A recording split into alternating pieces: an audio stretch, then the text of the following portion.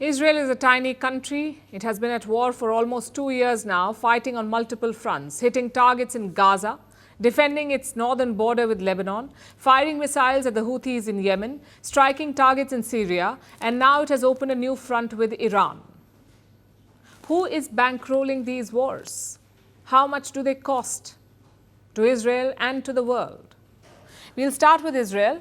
It is spending close to $725 million every single day. $725 million every day. And this is just for the war with Iran.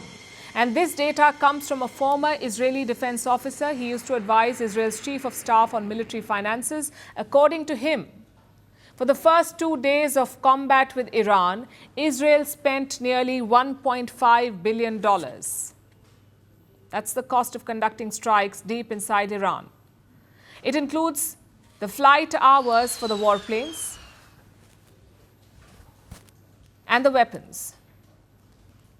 And just the offensive part cost around $593 million. The rest of the money was spent on defense, stuff like missile interceptions and movement of troops into position. These are the visible costs of war. But here's what's harder to measure. The indirect hits on Israel, the loss for businesses, the drop in productivity and the economic slowdown. These costs are hard to measure because the war is still unfolding.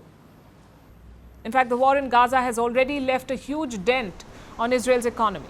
As of last year, the Gaza conflict had cost Israel more than $66 billion. That includes both military and civilian costs. It covers airstrikes, ground operations, also human costs, like housing for thousands of Israelis displaced by the war, repairs, reconstruction, and basic services. All of it costs money. Now, to put that number in perspective, $66 billion is about 12% of Israel's entire economy. That is the loss they've suffered. That is how much money they've had to spend. Last year, it left a mark on Israel's finances too. The budget deficit widened. A deficit is the gap between the government's spending and revenue, what it spends versus what it earns. If the deficit widens, the government ends up taking more loans. It has to borrow more money to meet its expenses. Before the war, Israel's deficit was at 4%. Last year, it shot up to 8%, meaning the spending is 8% more than the earning. And remember, Israel is one of the most militarized states in the world. It is built to counter serious security challenges. But these conflicts have pushed Israel to its limits. The longer these wars drag on, the higher will be the costs. And not just for Israel, but for the entire world, because look at Israel's neighborhood. It is the top source of oil in the world. And with this region in conflict, oil prices are climbing again. Right after Israel struck targets inside Iran, oil prices shot up. Traders were nervous, and with good reason.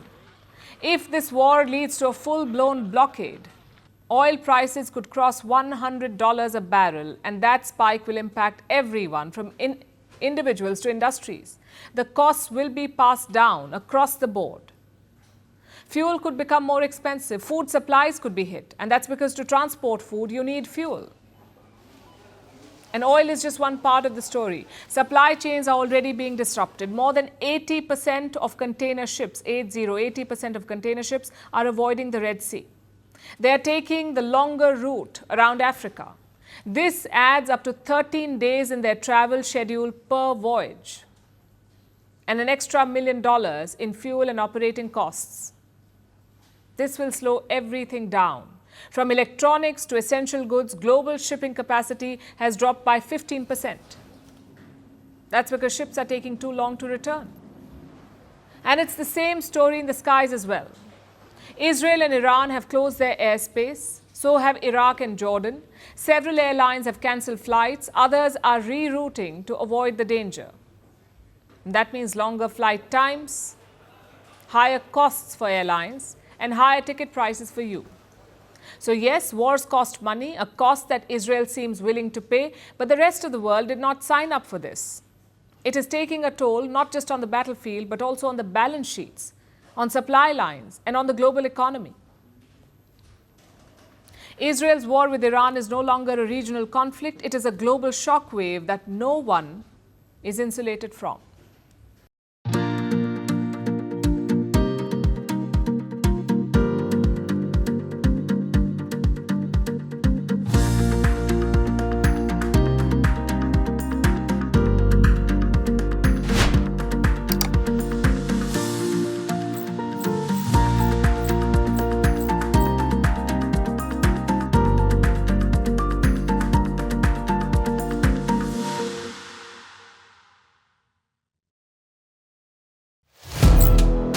Firstpost now available in 9 languages on YouTube. English, Stands at $36 trillion. French, Le FMI, comme German, Geschäftsführenden Direktor Hindi, $30 trillion ka kaiju. Indonesian, Pemerintah tanpa pemeriksaan. Italian, Sekali radikali. Japanese, 4兆ドル以上も Portuguese, por causa do próprio balanço patrimonial. Spanish. Beautiful bill. Go to Settings, click on Audio Track and select a language of your choice. Be the first to know what's happening around you in your first language. Firstpost.